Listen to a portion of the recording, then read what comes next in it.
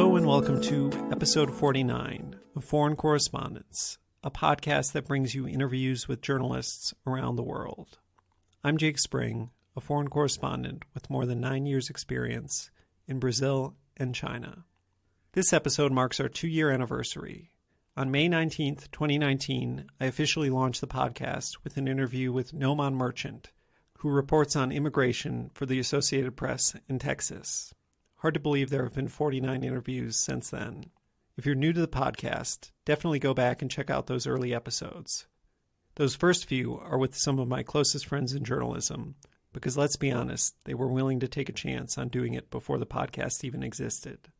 Some of the early ones also include the only ones I've ever recorded in person, something I hope to do a lot more of before the pandemic, namely the ones with Ko Gui-ching and Meredith Clark. The Ko Gui-ching one starts with a bang. She dives right into it, talking about how she's worried one of her sources could go to jail.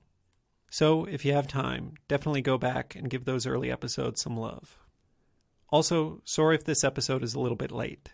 I'm recording this intro on Thursday night, and it's seeming unlikely that I will have it done in time to come out at 5 a.m. Brazil time on Sunday like it usually does. I'm flying back to the United States a little over 24 hours from now to get vaccinated against COVID-19.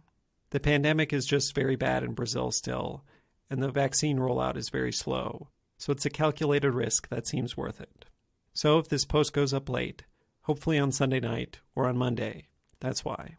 One late podcast after 2 years of always delivering on time, I'd say that's a pretty good record. Also, I already have a very special 50th episode ready to go. It's totally different from all the others, so I'm looking forward to sharing that with you all in about 2 weeks' time. Now, for our guest. I spoke to Rhett Butler, founder and editor-in-chief of the environmental news website, Mongabay. If you haven't heard about it, Mongabay is an amazing site dedicated to publishing in-depth environmental news, with a particular emphasis on news outside of the United States. They get environmental stories from every corner of the earth that no one else has. I first came upon Mongabay when I was preparing for a job interview with Reuters for the current job I have now in Brazil. Mongabay just had such a wealth of information on the latest developments in Brazilian environmental news that I couldn't find anywhere else. But I was always curious. What was this website that I had never heard of until 2017 with a seemingly obscure name? How did this come to be? How did they manage to get all these stories? Well, I finally reached out to Rhett and got the whole story. Rhett tells us about how he kind of fell into the site Mongabay after he wrote a book and just decided to make a website and post it online in the 90s. One thing led to another, and we have the site Mongabay that we have today. It's a truly incredible operation which has environmental news in about a dozen different languages. If you haven't heard of it, definitely check it out at mongabay.com. And if you like it, consider going to mongabay.org/donate. The site operates as a nonprofit, and that allows them to do this crucial work that otherwise wouldn't be covered by mainstream media. Your contribution can really make a difference for them. Beyond Mongabay's origins, Rhett also tells some remarkable stories, including one about getting stranded in the Amazon while running out of food and facing a medical emergency. He also talks about why he's named after a character from Gone with the Wind. He's an extremely unassuming guy, so those don't really come out until the lightning round. So stick around until the end. So now, without further ado, here's my conversation with Rhett Butler, founder and editor-in-chief of Mongabay.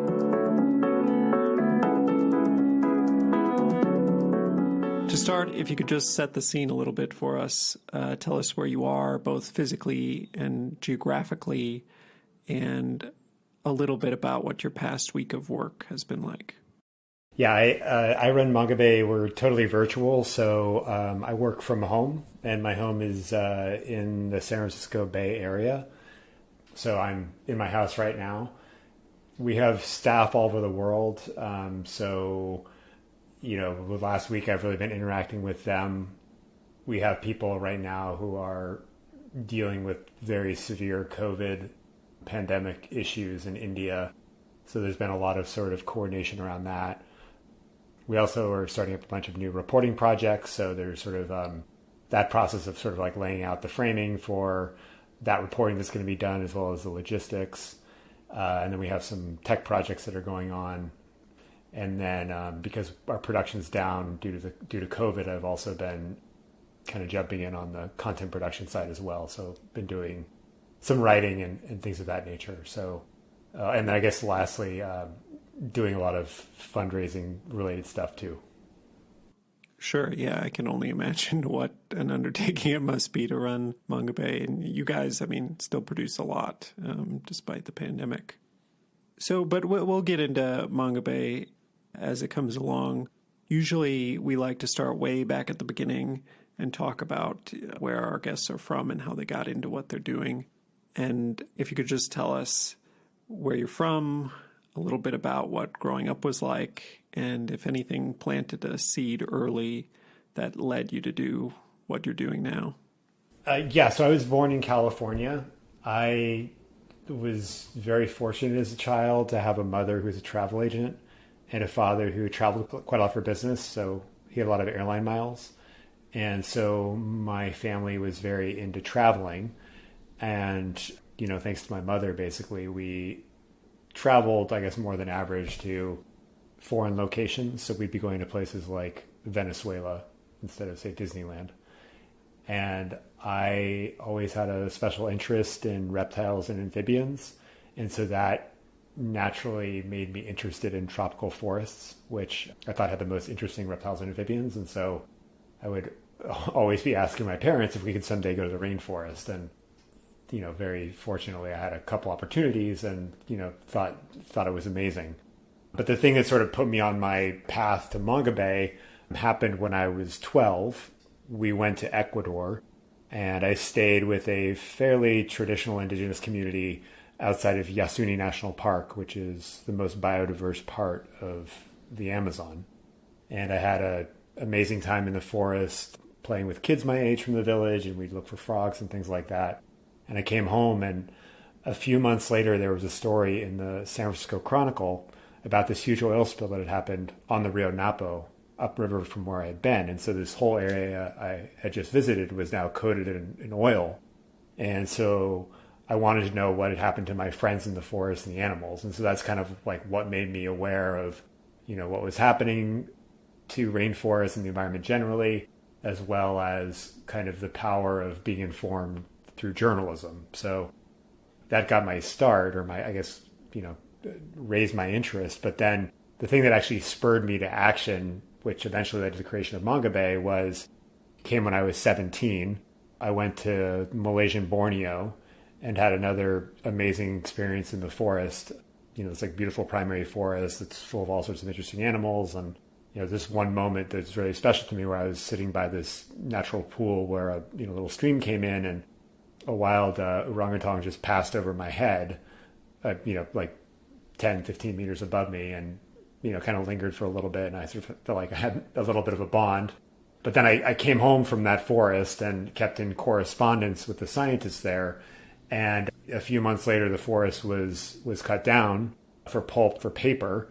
And then eventually it became an oil palm plantation. But once that forest was just destroyed, I decided I wanted to raise awareness around forests. And so I began writing a book about these ecosystems to raise awareness. And that was right when I was starting in college. And so when I was in college, I spent my time writing this book, even though my major had nothing to do with biology or journalism. I'm like a math economics person. So that's kind of like the early, the inspiration story for Mongabay. Why were you studying math and economics out of curiosity? So I was interested in ecology, but I didn't see myself going to a career in that space. I was more on a business track. Like I thought I would probably go into investment banking or, like financial management. Not that I was passionate about those things, but I felt like that was my path. And again, it was not my passion, but it's kind of like, I want to make a living. But ultimately, like I finished this, thanks to having AP advanced placement credits in high school, I was able to finish college a year early. And so I spent that year finishing the book. I was also doing derivatives trading, like to pay my rent and things. And so I pitched this book to a bunch of publishers, and one said they were interested. It was an academic press. They went through a peer review process. They came back and said, okay, we're interested in publishing this book, but we don't have a budget for photos. And so this is going to be basically like a textbook. And so to me, that really defeated the purpose of what I was trying to do, which is convey the beauty of rainforests and, inspire people to save them. So I thought, well, I didn't write this book for money. I wrote it for impact. And so I'm going to put this online so people can read it for free. And so that's what I did. I decided not to publish it as a book. I put it online, and I decided to name it Mongabay, which is derived from this beautiful island off Madagascar, which is another very special place to me because it's like this island that's covered with rainforest, which is full of all sorts of interesting reptiles and amphibians, as well as lemurs. And it's surrounded by coral reefs, and there are whales that breed right next to in the bay right next to the island. So I thought, well, this is a very special place. If I'm going to anglicize the name so it's unique, and so if someone types Mongabay into the internet, Alta Vista or whatever, the first thing that will come up will be my website. It'll also be easy to see who's talking about it because there's no other Mongabays in the world because it's a unique name. And so, that was the origin of the site. But I wasn't planning to run a website for a living. I was planning to have a real job. And so I started working for a startup in Silicon Valley, basically doing business development type stuff. But I had the website, and I worked on it nights and weekends, and over the next few years it got popular. And so I don't know how much detail you want me to go into, but I could talk a little bit about that journey if you'd like. Sure, yeah. So the website started as just a website so you could get your book online? Like originally it was just a home for that? So the website was the book itself, yeah. So it was all the text of the book. So I wasn't trying to sell anything. I was just trying to put the information out there so people could have it. And so it was, I converted the chapters into web pages, broke it down into, logical parts. And so the website was about rainforests. It's a rainforest website. And then, and this is in 1999. In 2001, the rights to a book I'd written earlier about tropical freshwater fish, which I know it sounds very obscure, but I was really into tropical freshwater fish, and it's a decently sized industry. So I've written this book about tropical freshwater fish, and so those rights reverted back to me, and I put that online as well. So Mongabay was originally a website with a big section about tropical freshwater fish and a big section about tropical rainforests. And I also started taking pictures because I didn't want to run into an issue where I didn't have pictures again. So whenever I traveled, I would take photos and post them on the site. So it was like photos, rainforests, and fish. And I'd work on it nights and weekends. Yeah, I mean, it's an eclectic collection, but there's an ecological theme running through the fish site. Think about where the fish in the aquarium store are coming from. Like, what is their habitat? I was very into biotopes, which was like their natural habitat. And then the photos were nature photos. So, but yeah, I mean, I was working on normal job stuff. But then in mid-2003, Google launched a program where you could put advertising on your website. And so the ads are based off the content on the page. So if I had a page about Madagascar, or lemurs, there would be advertisements for flights to Madagascar. And so it started to generate revenue. And because the site was relatively popular, the revenue was not insignificant. So within about 6 months of putting ads on the site, the monthly revenue is nearly equal to I guess it's about half my take-home pay. A little bit more than half my take-home pay, so my pay after taxes. And so I thought, well, maybe I quit my job and pursue my passion, and that's what I decided to do. And so once I quit my real job, I started the news service for Mongabay, and so I started doing daily reporting on these issues and started adding a bunch more content since I was now devoting 90, 100 hours a week to Mongabay stuff. So the site really started to grow at that point and became better known. I guess just to go back to, so you decided to write this book when you were 17 after an experience, and you had already written a book about tropical fish. Were you writing books when you were 14, out of curiosity? Yeah, so that book I wrote when I was 14 to 15, and that was like a reference book. And so I worked in a pet store in middle school. Yeah, I guess it was high school. I started working in a pet store, and I was like managing the pet store, and I was just very interested in fish, and I'd go and just do tons of research. I was reading journals, I was going to pet wholesalers, things like that. And I started, it was a reference book, and then I brought in sort of like ecological themes to it. So it was like, about certain fish species. It was like the 400 most common fish species in the United States that you'd see in aquarium stores. And then it was about their habitats, like water chemistry, things like that. So again, I was just really into fish. And so Yeah, I sold that book to a big like publisher of pet books in when I was 15. Yeah, I think I was 15 or 16 when I sold the book.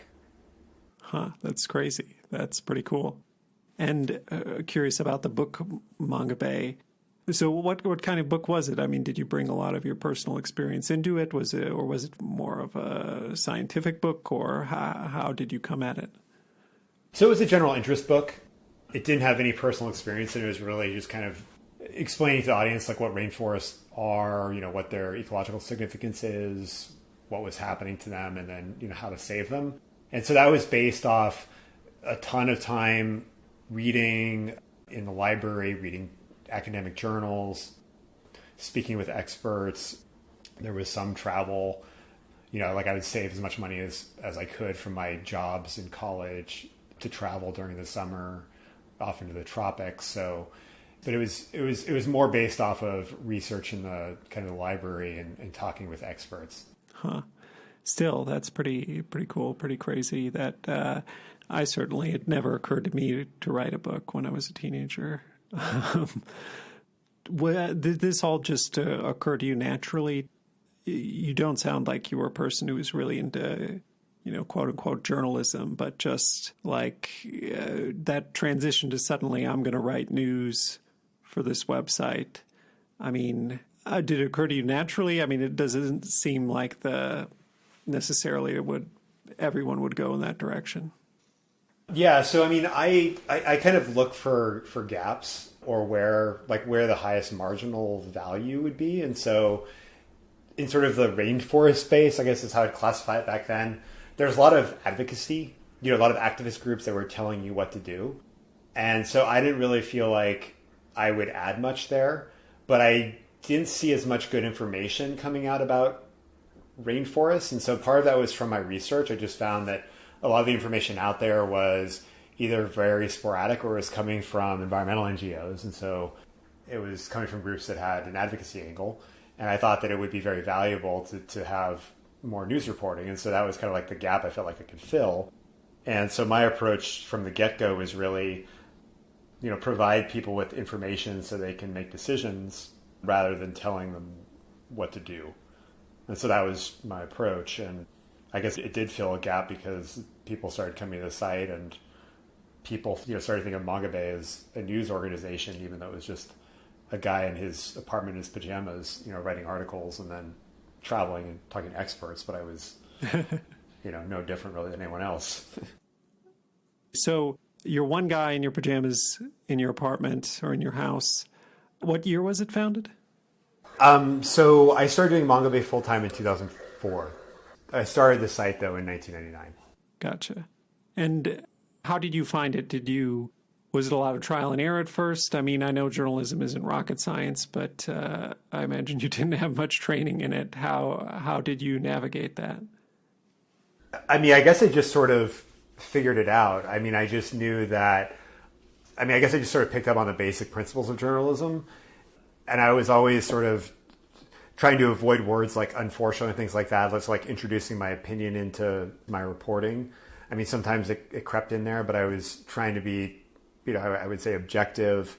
And where the advocacy happens is really more around the topic selection. So the fact that I am reporting on illegal logging in the Amazon is kind of a form of advocacy, but I wouldn't necessarily be telling someone that logging in the Amazon is bad or whatever. I would say that, this is the impact on the environment, but not how someone should feel about it necessarily.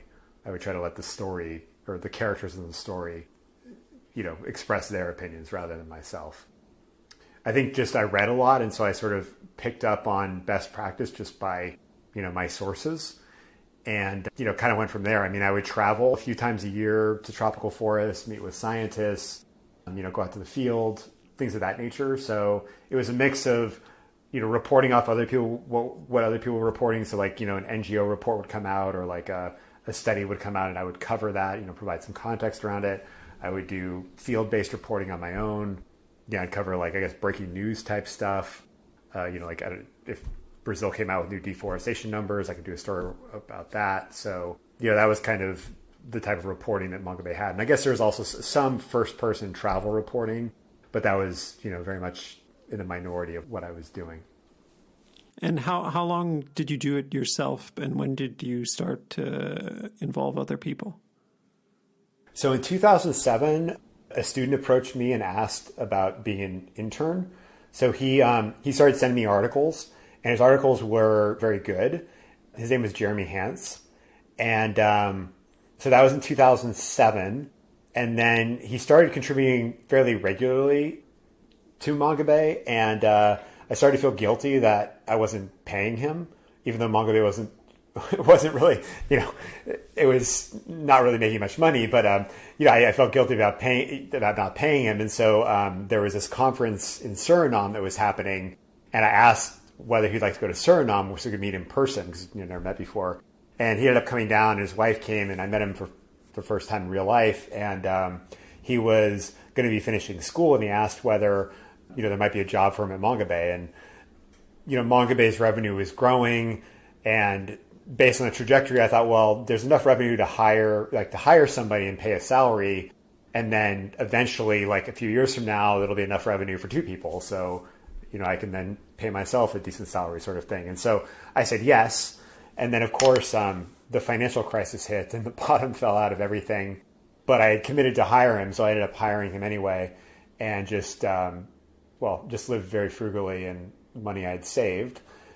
So 2009, it was me and Jeremy, and we were, doing our thing. And again, people thought Mongabay was a much bigger enterprise than it was, just based on the volume of content and the breadth of places that we covered. And so people thought we had a whole newsroom, but it was just really two of us. Wow. Yeah. And do you spend pre-pandemic, did you spend a lot of the year traveling? I mean, that's the other thing. I imagine it's, very burdensome running a site. How much opportunity do you get to travel?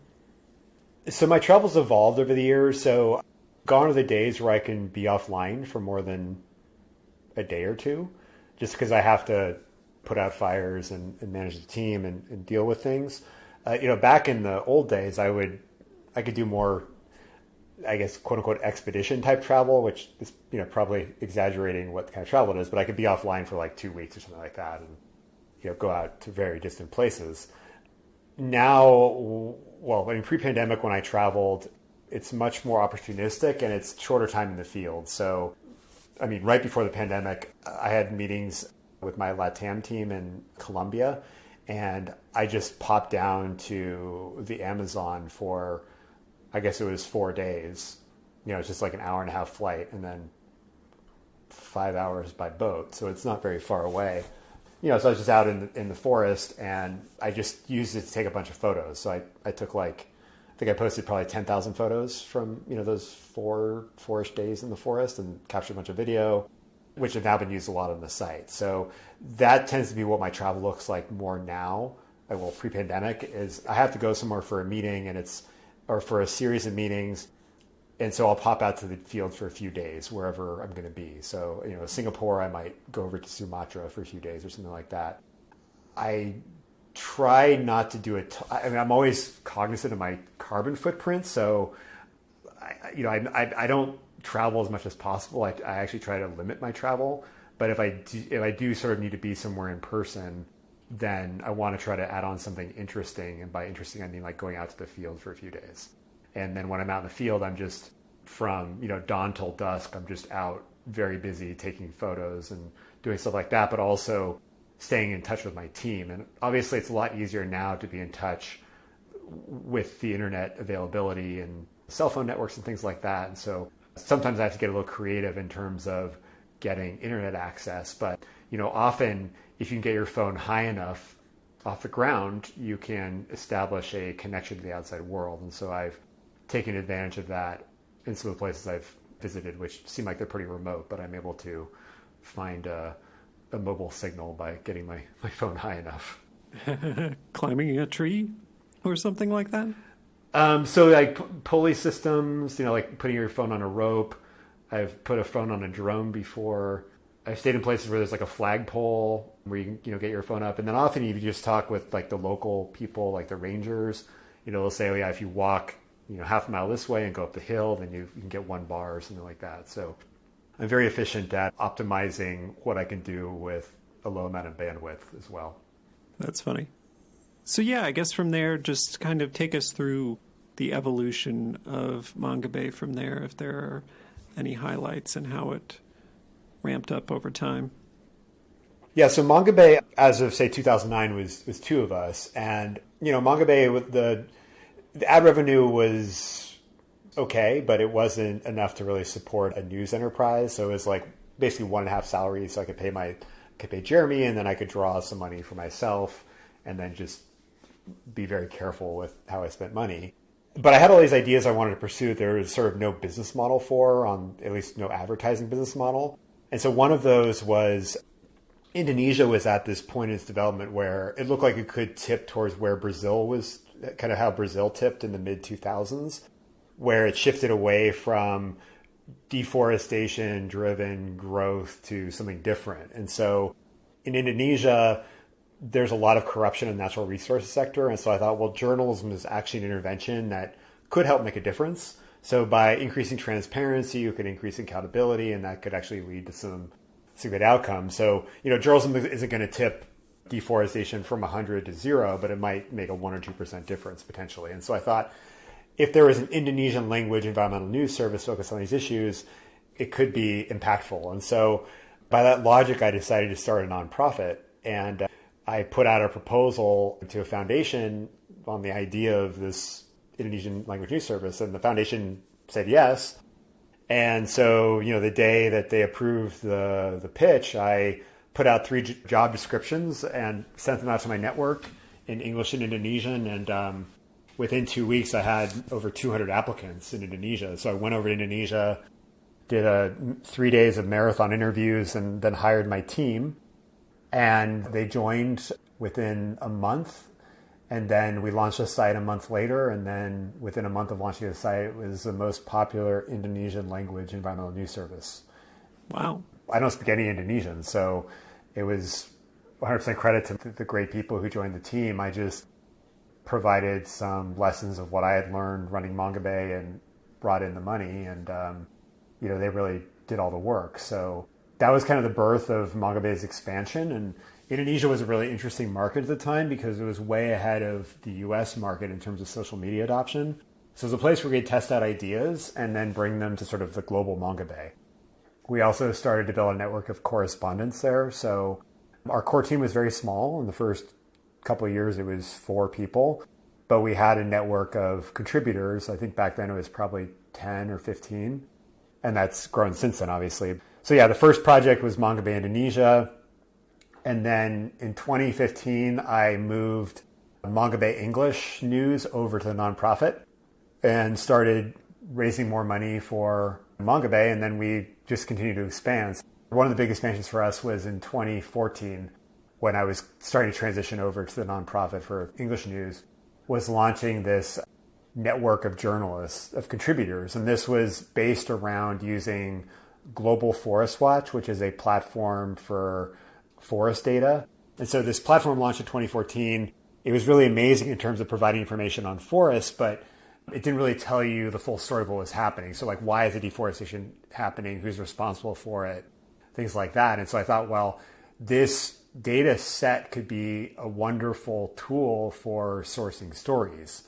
And so I went to sort of like ground truth it. I went to Sumatra based off of some data on the platform. And we just went out and checked one of the spots that looked really interesting. And sure enough, it had been recently deforested illegally for an oil palm plantation in a protected area that's the only place in the world that's home to tigers, elephants, orangutans, and rhinos. So yeah, it worked. And so I thought, well, great, let's scale this up. And so we started to build out this network of journalists to do reporting using this data set. And then that eventually led us to build a much broader network on a variety of topics. And so, yeah, it's kind of been the evolution of Mongabay, but just I don't want to drone on too long. But the next big expansion for us was going into Spanish-speaking Latin America, which was 2016. In 2018, we launched in India in English. 2019, we launched in Brazil with Brazilian Portuguese. 2020, we launched in Hindi for Mongabay India. And then this year, we're going to be expanding into French, specifically targeting West and Central Africa. So that's been sort of the journey. Wow. Yeah, that's incredible. So how many people how many full-time employees work for Mongabay, and how big is, say, your network of contributors, just to get some idea of scale? So our full-time staff is about 55 right now. It'll be 60 by the end of the quarter, and I guess the end of the year would be 65 to 70. And then our network of contributors last year, we had 800 contributors in about 80 countries. Wow. And I guess right now, I mean, is the English one the most popular, or which is the most popular, out of curiosity? So English battles with Indonesia for the most popular. It just depends on the month. Our single largest market in the world is Indonesia, if we're adding all the bureaus together in terms of traffic, followed by India and the United States. So they kind of like all bunch together. Our biggest market is not the United States, which is, surprising to a lot of people for, a US-based website. Yeah, that kind of makes sense to me. I mean, I imagine, in places like Indonesia, for example, there probably aren't that many outlets dedicated to environmental news. So, and yeah, I mean, I became aware of Mongabay in 2017. Actually, maybe even a little bit before. I mean, I found it a tremendous resource. I was trying to move to Brazil, and I just found it to be such a tremendous source of information because, you guys would write long about these issues. I remember reading long stories about, building hydroelectric dams in Brazil, and it was just information that I couldn't find anywhere else because, a lot of places, including Reuters, we write very short stories. We don't go that in depth, but to really get your head around it, you need this detailed information. So, I mean, so over time, I imagine you've gone more into management and less into writing. I see you write now occasionally, but it's hard to imagine how you have enough hours in the day, considering you probably need to write grant proposals and manage staff and, I don't know, consult lawyers. It sounds extremely complex. Yeah, that's true. So my role has shifted very much, and I knew that would be the case. I mean, that was the decision that I made basically in 2011. Do I want to continue writing, or do I want to become a manager? And I wouldn't say I wanted to become a manager, but I felt like where I could get the most impact was sort of abandoning my writing and focusing on building an organization. And so that's what I did. So today, I really don't do any substantive reporting, but I have a bunch of journalists who are way better journalists than I am working with Mongabay. And so that's where the leverage comes in. When I do write things, it tends to be, I mean, I do interviews, which, don't require, going out to the field. I will write commentaries. I'll do like short updates on things I know, like I can just sit down and write. Like, I mean, anytime anything related to deforestation numbers in Brazil, I can just sit down and write something in an hour. It's pretty comprehensive without any additional context, basically. So that's kind of writing I do now. It's not real reporting.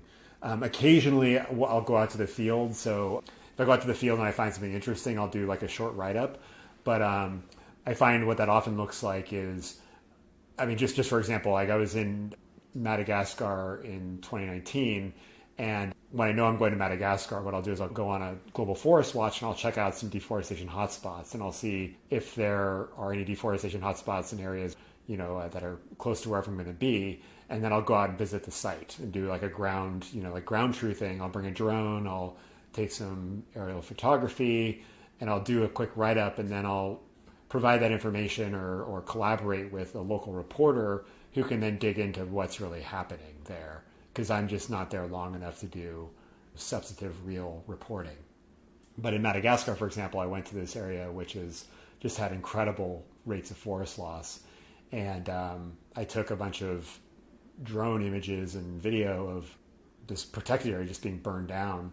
And it was very cool because that footage was immediately it was taken by an NGO to the government, and the government actually shut down a road that was allowing access to these legal land clearers. So it was nice to see that impact. And then, I mean, again, right before the pandemic, I was in the Colombian, Peruvian, Brazilian Amazon, and I was staying in this area, and when I go, one of the reasons I picked this area was because I see some interesting stuff on Global Forest Watch.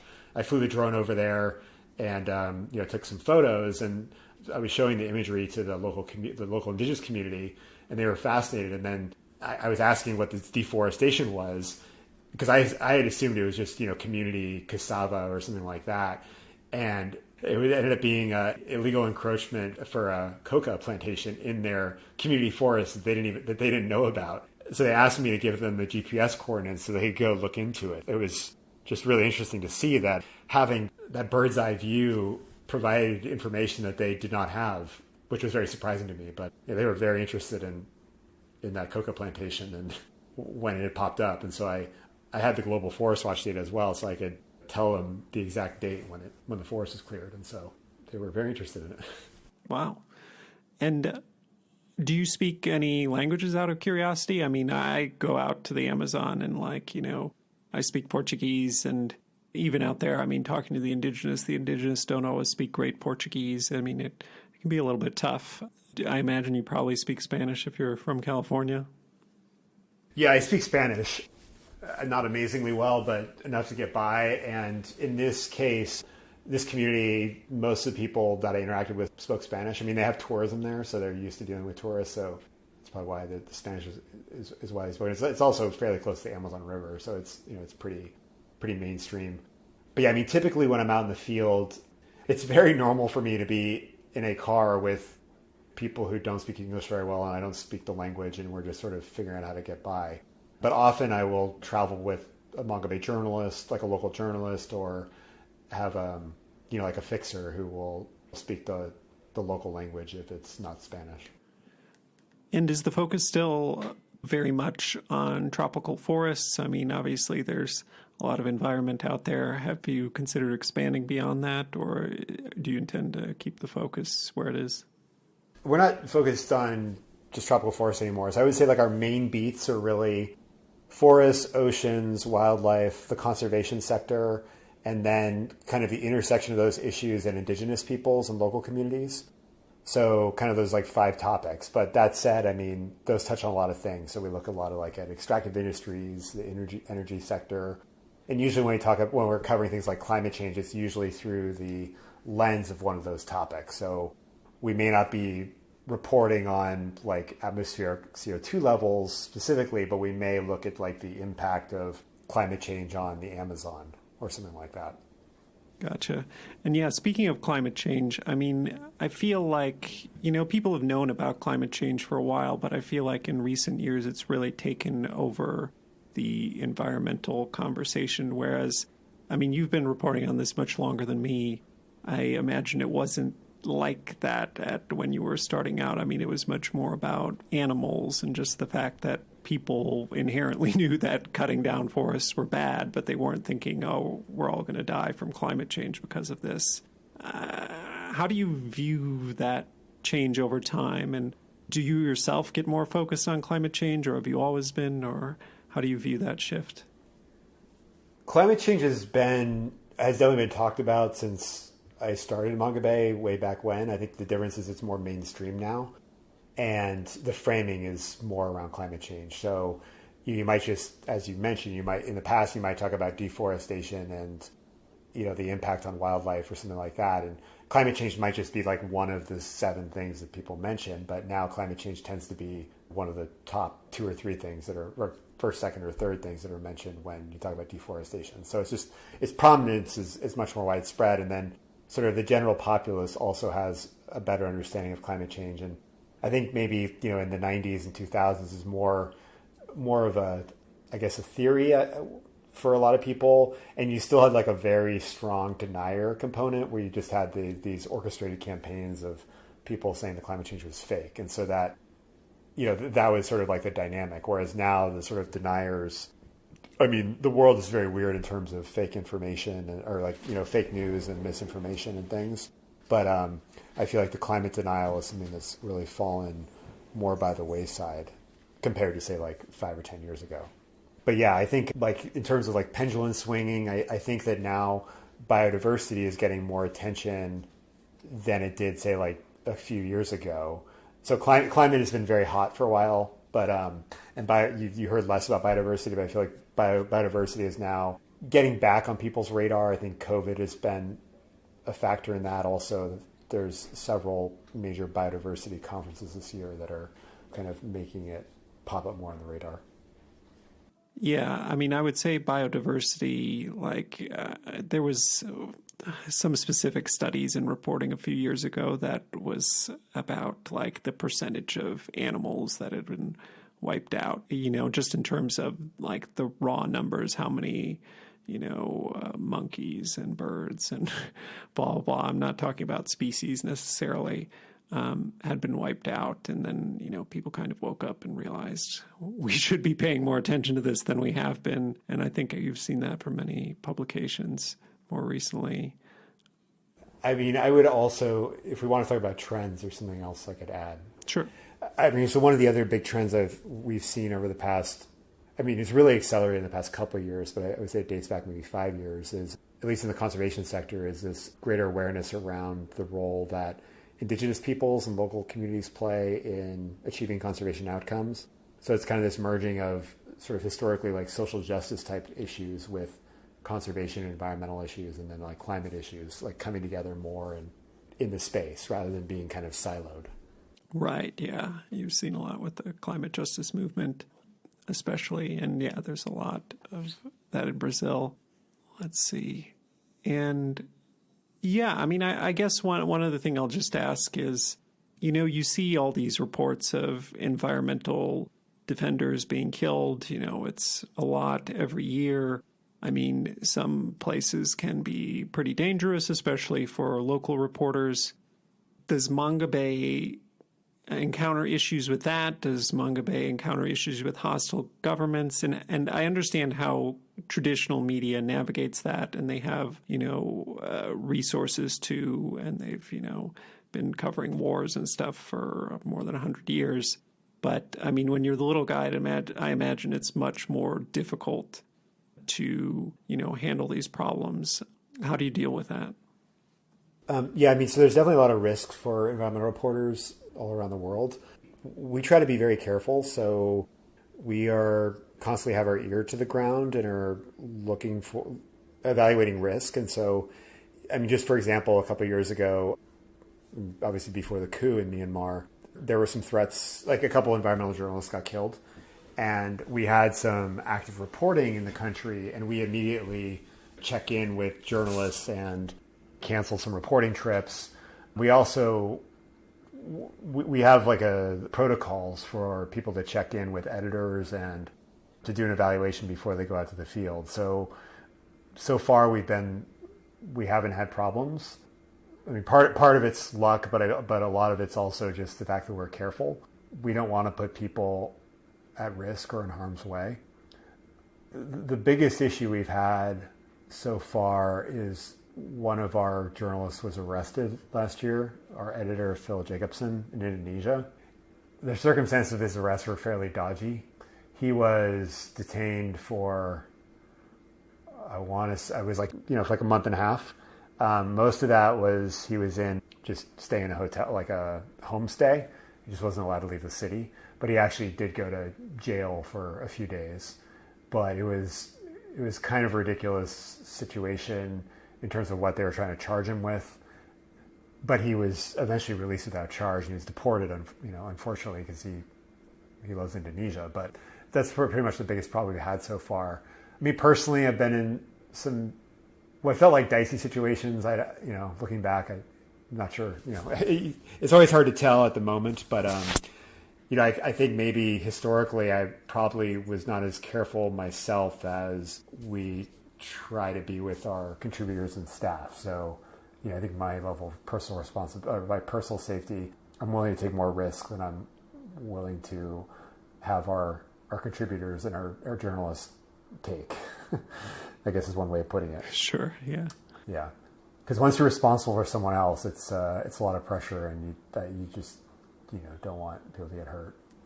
And then I guess before we move on to talk about a couple specific stories, I was just curious in the realm of managing all these different operations. and finding funding for it and, keeping a staff of that size going. I mean, do you find that there is enough ongoing money that you don't have to worry about, year to year having to shut certain things down, et cetera, say the economy takes a turn for the worse? Or is there ample support out there? There's like enough money in the universe. I mean, the hard thing is just like unlocking the money. And so, I'm always trying to raise as much money as possible. I don't spend all my time fundraising. I spend probably, I think it's like 20 hours a week on average. But I think the people and foundations that fund us are very happy with our work. So we put a lot of effort into tracking the impact of our journalism. And so I think that helps us. So like if we get a grant from an organization, then they're very likely to renew because they're happy with the work we've done. So yeah, I mean, Mongabay's grown every year since it became a nonprofit. We're continuing to expand, but it's definitely something that we're always thinking about and spending a lot of time doing is, trying to just be sure that there is money. But I'm pretty careful at how I manage things. We run pretty lean. We're careful in terms of finances and things like that. So yeah, I mean, it's not a constant worry, but we are always, working to be sure that we have enough resources. Sure. I do plan for disasters. So like, when the pandemic hit, I had like a risk model which projects like what would we do with a 30% immediate decline in revenue? Like, what will that mean for our staff and our contributors? And so I have scenarios to navigate that. And so when the pandemic hit, we sort of were ready. And thankfully we didn't end up with a 30% hit, but it was nice to know that we, had the confidence to get through a 30% hit if that's what happened. Yeah, that's good. That's good to hear. So I guess next we'll move on to talk about some stories. So the first question I usually like to ask is about a story that got away, a story that you wanted to do, but you couldn't pull off for whatever reason. You couldn't prove it. You couldn't get the people you needed to talk to you. A reporting trip went badly for whatever reason. Does anything come to mind? I mean, so I'm sort of in an interesting position now because I'm not doing reporting myself anymore. And so like a lot of the reporting that I wanted to pursue myself, but got away for one reason or another, has now been taken on by my staff or contributors. So for example, I was very interested in investigating these huge plantations that were being built in New Guinea. And I wasn't able to pursue it myself, but I've since had great journalists do that investigative work, that I would have wanted to do myself. And they did it much better than I would have. So and that's kind of like a cop-out answer. Yeah, I mean, in terms of, I guess, projects that didn't work out, it's not a big deal, but I did go to China one time to look at the conservation of this rare monkey and made a very, a very concerted effort to get out to this area and, made all these arrangements and then got there and just had an official shut me down for no apparent reason, despite having all the paperwork and everything I needed. And that was just very, very frustrating because it was like, 5 days, whereas right next to where I needed to go and just wasn't allowed to go into the forest to see them despite having all the paperwork. So that was a very frustrating experience for me. But the reality is that now I have this great network of journalists who can go do all the reporting that I, wouldn't have been able to do myself. Unfortunately, yeah. I mean, I lived in China for 6 years most recently, and I mean, it's all too common that, someone or another takes a disliking to your reporting. It's often local officials who are just worried about getting in trouble with higher up officials that, will prevent you from doing things. I mean, I remember trying to go out to some waterfall and we, rent motorbikes and we get all the way out there and then encounter some officials who say, oh, well, Chinese people can go out and see this, but technically this is a restricted military area. You have to turn back. And we had spent the entire day going out there. And it's, some small town mayor with his shirt rolled halfway up and, you can't really argue with them. And yeah, it's pretty all too common, unfortunately. Yeah, this guy actually spit on my permit. Wow. And he had a whole posse of armed people with him. And then, I had the official in Beijing, who wanted to speak with him. And he said, "It's not my job to speak on the phone." So that was the end of it. Okay. And then to move on to a story you're proud of, if you could pick a story you're proud of from any time in your career, and just tell us a little bit about it, how you came up with the idea, how you went about reporting it, and just kind of start to finish. Yeah, I mean, that's a little tricky. I would say I did some reporting in Madagascar in the late 2000s. So in 2009, there was a coup.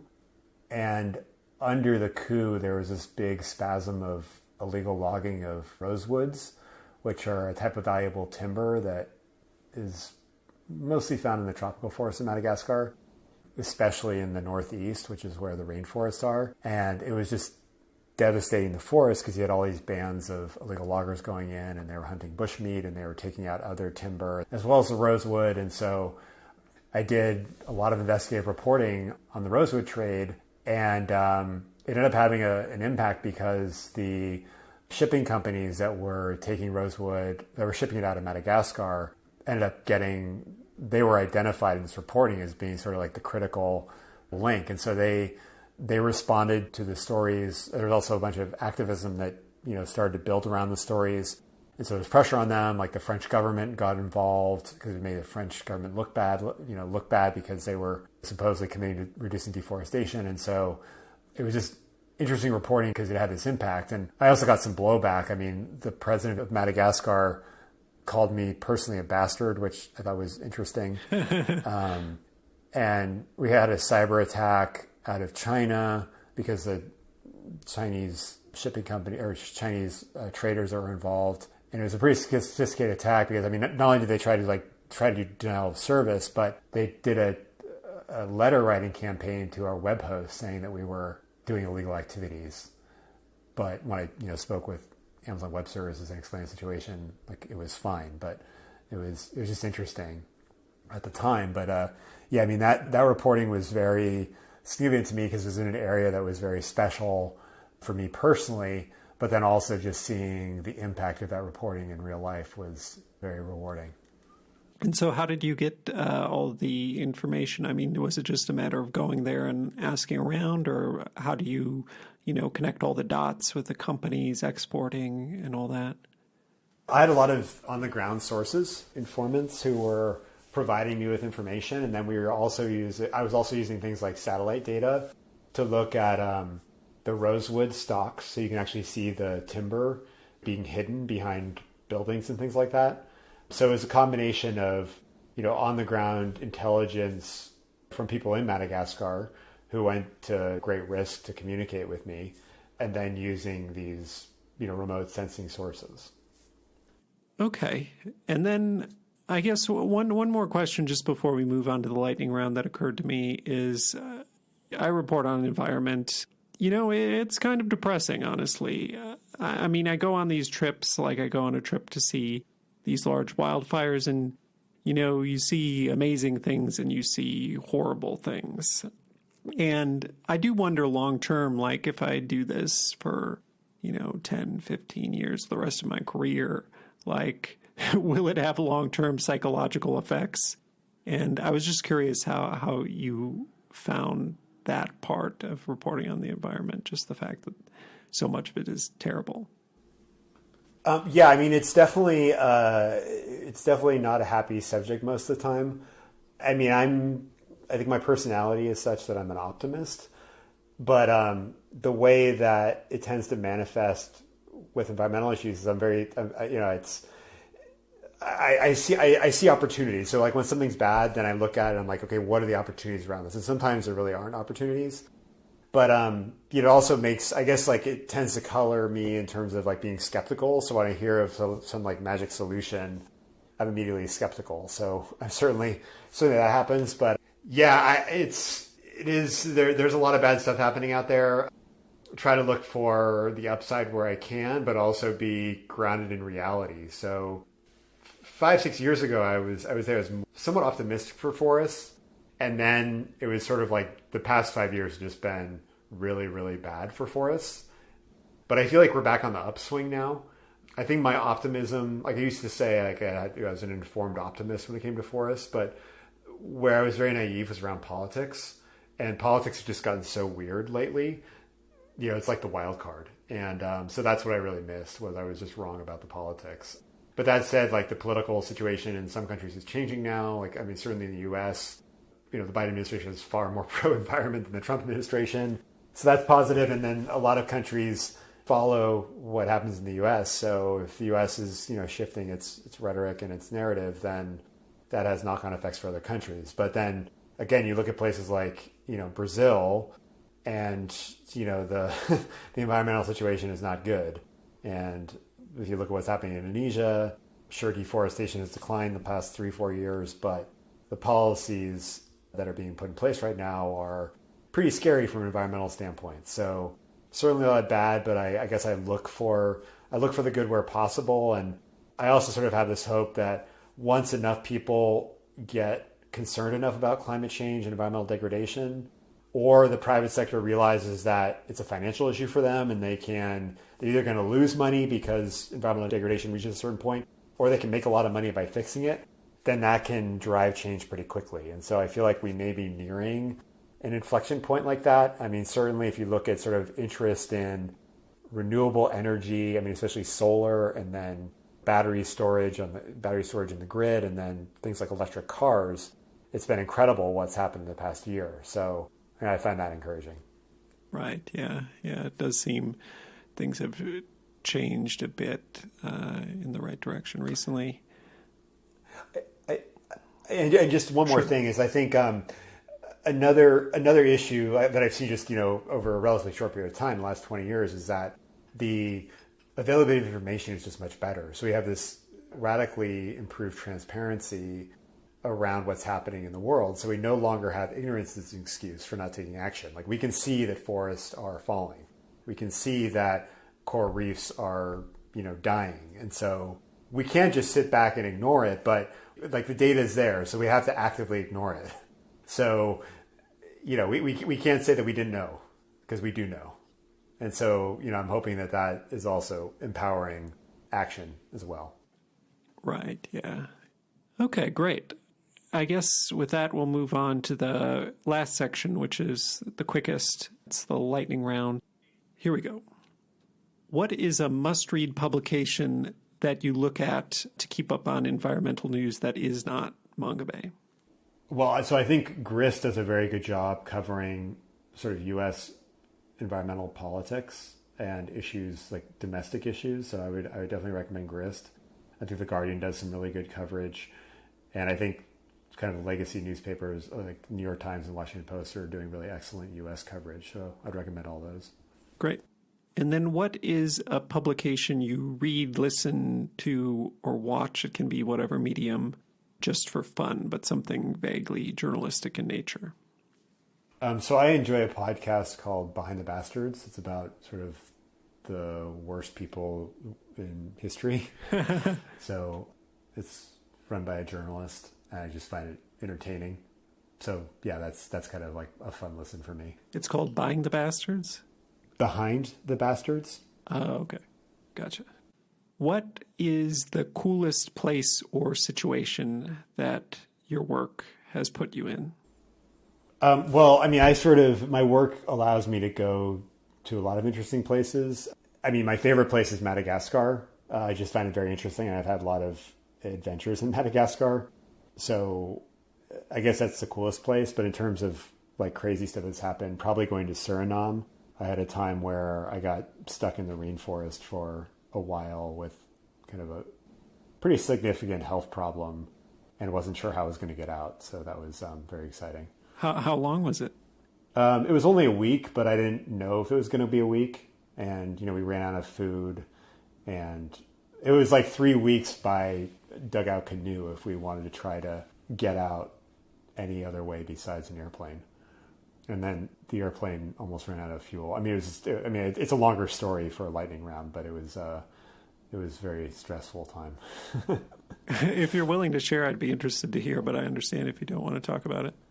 Oh yeah, I'm happy to talk about it. So yeah, I mean, I went to Suriname and went out to stay with Turio people, which are, they're kind of on the border with Brazil. It's, really in the middle of the rainforest. And we flew out there, in a small plane, landed, everything seemed great. And then the next day we noticed that no airplane came, and we asked why. And they said, well, there had been a plane crash. And so they were implementing new rules about flights. And because it was raining in the area, they thought it would be bad weather and wouldn't be sending planes. And this is the rainforest, so it rains every day this time of the year.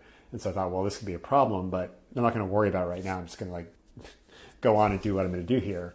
And so, the next few days, no airplane. And then the day I was supposed to leave, no airplane again. And then the next day, no airplane. And so I decided, well, I'm going to be stuck here for a while, so I'm going to go do some things I want to do. And so I was very interested in this frog. And so I went out with the indigenous people, and we went and found these frogs. And as we were coming back, one of the indigenous people used a machete and hit a log, and a piece of the log went into my eye.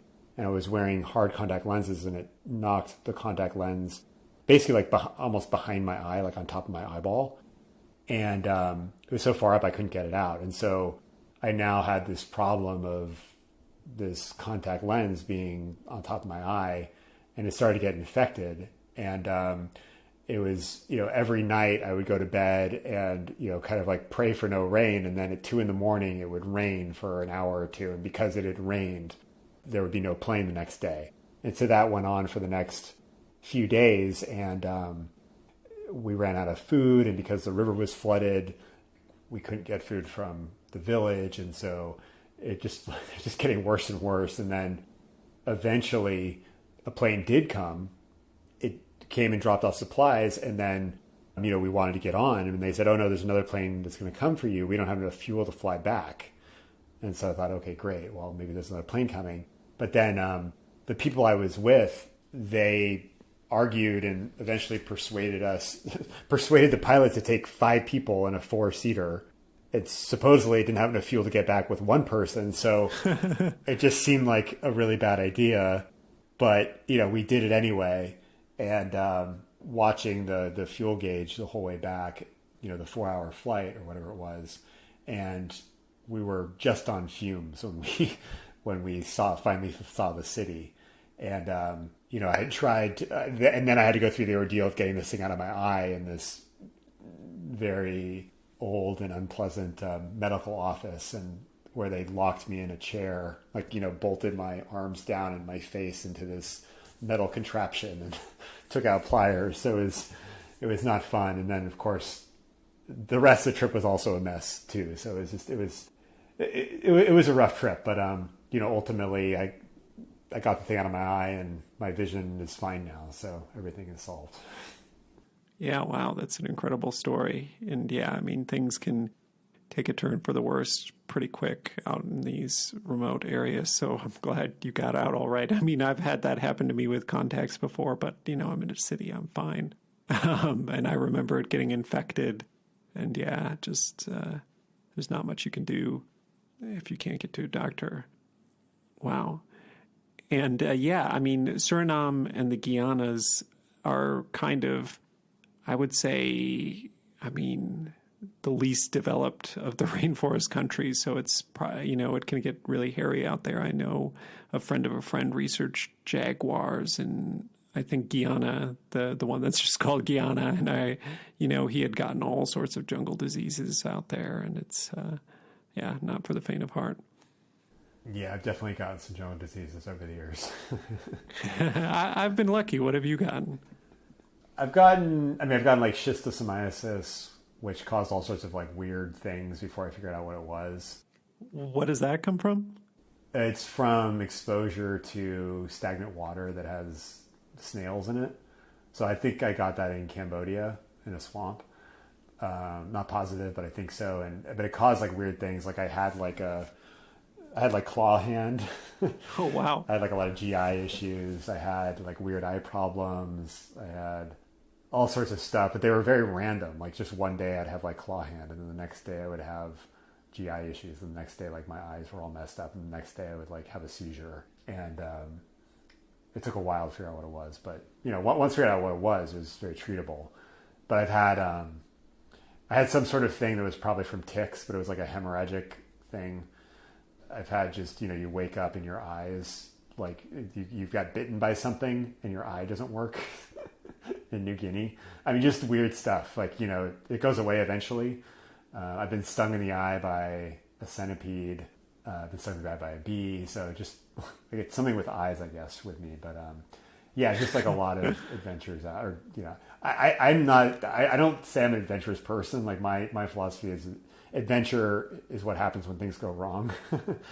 Yeah, definitely had some adventures. Yeah, wow, that's crazy. But no malaria, no dengue, no yellow fever, at least. I mean, so I'm out and I'll ask people out in the middle of nowhere, like, oh, have you ever gotten malaria? Oh, yeah, I've had malaria 7 times and like that sort of stuff. So I don't know. I feel lucky that I've never gotten any of that. Let's see. And then the next question is, what is the best journalistic article, piece, or whatever medium, again, that you have consumed recently? And it can't be from your own publication. I really like stuff that comes out from Bellingcat. So it's a investigative journalism site, and because they use kind of novel approaches to doing their investigation. So for example, they use satellite imagery to verify the authenticity and location of videos. And so they've done a bunch of really interesting reporting. I mean, so they were early to identify why the Malaysia Airlines flight 17 was downed over Ukraine back in 2014. They looked at some of the Russian spy poisoning cases. So, I mean, I'm not picking a specific article, but I would say that their stuff is just very interesting journalistically. What is the site called? Bellingcat. Okay, I've never heard of it. I'll have to put up a link to it afterwards. What is one thing you wish you could travel back in time and tell your younger self? Well, I mean, be something silly, like I wish I bought a bunch of Bitcoin in like 2009 or something like that. So, I mean, I assume you don't want an answer like that.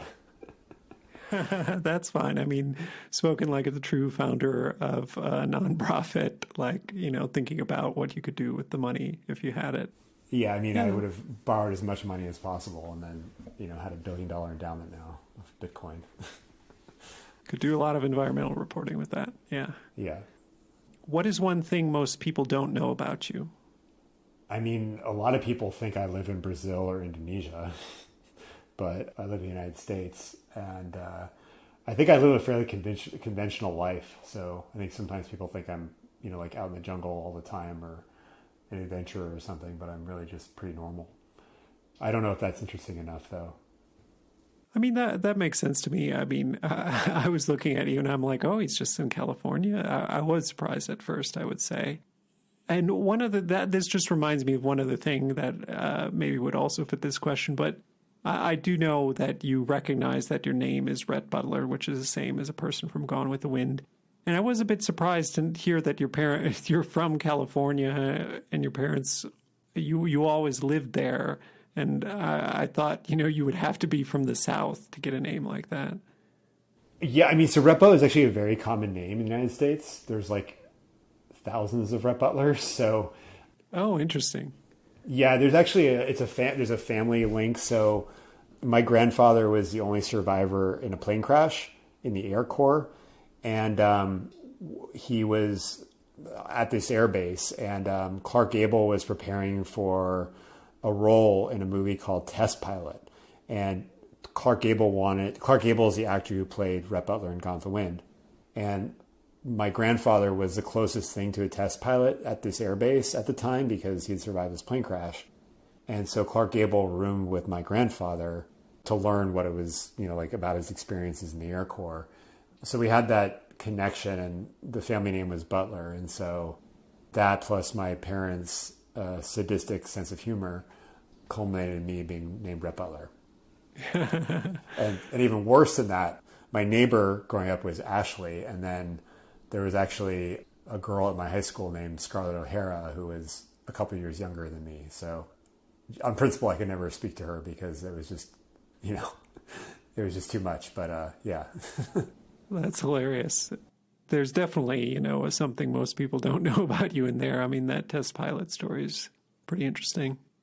So obviously, traveling in foreign countries and things like that can lead to a lot of misunderstandings. So one question I like to ask is, what is the most embarrassing situation related to your journalistic work that you've gotten into? So far, I've managed to avoid anything extremely embarrassing, I would say. Usually, it's something, the most embarrassing thing is like a simple copywriting issue, like I'll misspell Brazil in the title of a story or something. But I haven't had any like major faux pas internationally. I did get called out once for not properly addressing an ambassador. I called them an ambassador rather than, what is it? I've forgotten now. Whatever the proper terminology for an ambassador is. And I got called out publicly for that. But I wasn't really embarrassed because that's not something most people know. But yeah, so far so good. Not too many really embarrassing things. Well, that's good. What is your favorite film, book, TV show, or other media property related to journalists? It can be fiction, nonfiction, even if it's tangential, really whatever. I enjoyed a film called The Killing Fields. Came out in the 80s. It's about the Khmer Rouge regime in Cambodia. Sure, yeah. No, that's definitely a classic. And then the final question is, qualifications aside, if you couldn't do what you're doing now, if you couldn't be a journalist, couldn't run a news website, but could do anything else, NBA player, whatever, what job would you do?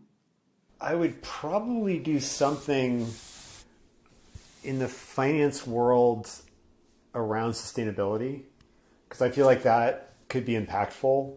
I mean, obviously, having money or access to or control of money puts you in a position of having influence. So being able to influence how money is being used and putting it towards sustainability and, making things better would be, I think, something that would be of interest. Cool. That makes sense.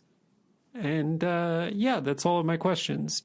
So I'll just wrap up by saying thanks so much for coming on the podcast, Rhett. Well, thank you. It was a pleasure.